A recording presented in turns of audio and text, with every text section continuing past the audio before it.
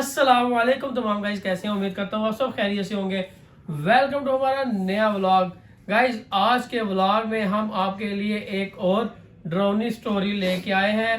तो क्या आप तैयार हैं ड्रोनी स्टोरी सुनने के लिए? नहीं। तो बच्चों, आप क्या तैयार हो ड्रोनी स्टोरी सुनने के लिए?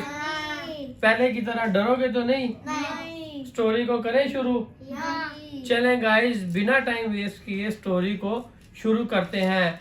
तो आज की स्टोरी शुरू करने से पहले अगर आप हमारे चैनल पे न्यू हैं तो प्लीज जल्दी से हमारे चैनल को सब्सक्राइब कर लें और बेल आइकन पे भी क्लिक कर दें, ताकि हमारे हर आने वाले व्लॉग या हर आने वाली हॉरर स्टोरीज आप तक पहुंचती रहे।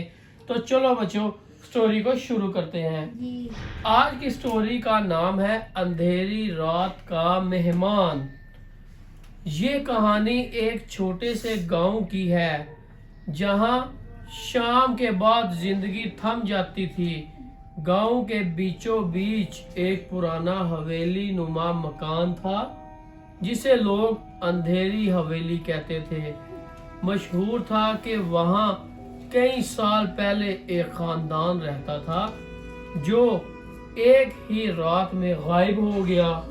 लोग कहते थे कि इस हवेली में अब भी इनकी चीखों की आवाजें गूंजती हैं। रात के 11 बजे का वक्त था। हवा के सर्द झोंके गांव के दरख्तों को हिला रहे थे। शाहिद, जो के गांव का नया रिहायशी था, इन कहानियों पर यकीन नहीं रखता था। एक दिन उसने फैसला किया कि वो इस हवेली में जाकर देखेगा कि आखिर हकीकत क्या है। शाहिद एक लालटेन लेकर हवेली की जानिब बढ़ा। हवेली के दरवाजे पर पहुंचते ही इसे अजीब सा एहसास हुआ, जैसे कोई इसे देख रहा हो। दरवाजा खुद ब खुद चिरचिराते हुए खुल गया। अंदर से दाखिल होते ही हर तरफ गर्द और मट्टी थी। दीवारों पर खूनी हाथों के निशान थे और एक पुरानी घड़ी की टिक टिक की आवाज गूंज रही थी। हालांकि घड़ी की सुइयां रुकी हुई थीं। शाहिद ने हवेली के अंदरूनी कमरे की तरफ कदम बढ़ाया। अचानक इसने महसूस किया कि कोई इसके पीछे चल रहा है। वो मुड़ मुड़ कर देखता है, मगर कोई नजर नहीं आता। फिर अचानक एक खिड़की जोर से बंद हो गई और खौफनाक चीख पूरे कमरे में गूंजी।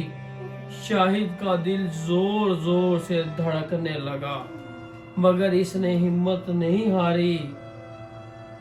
शाहिद ने मरकजी कमरे का दरवाजा खोला, जहां एक पुरानी कुर्सी रखी हुई थी।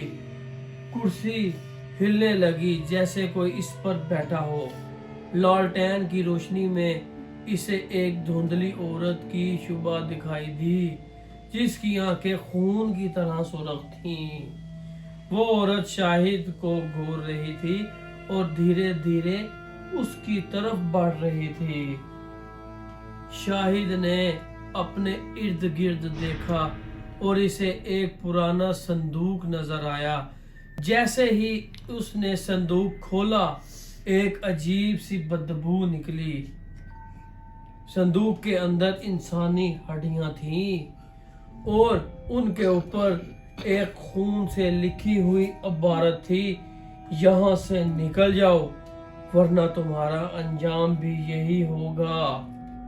शाहिद घबरा कर भागने लगा, मगर हवेली के दरवाजे खुद ब खुद बंद हो गए। दीवारों से हाथ निकलने लगे जो उसे पकड़ने की कोशिश कर रहे थे। इसके कानों में एक आवाज गूंजी, तुमने हमारी नींद खराब की है, अब तुम्हें यहीं रहना होगा। अगली सुबह गांव वालों ने देखा कि शाहिद हवेली के सामने बेहोश पड़ा है।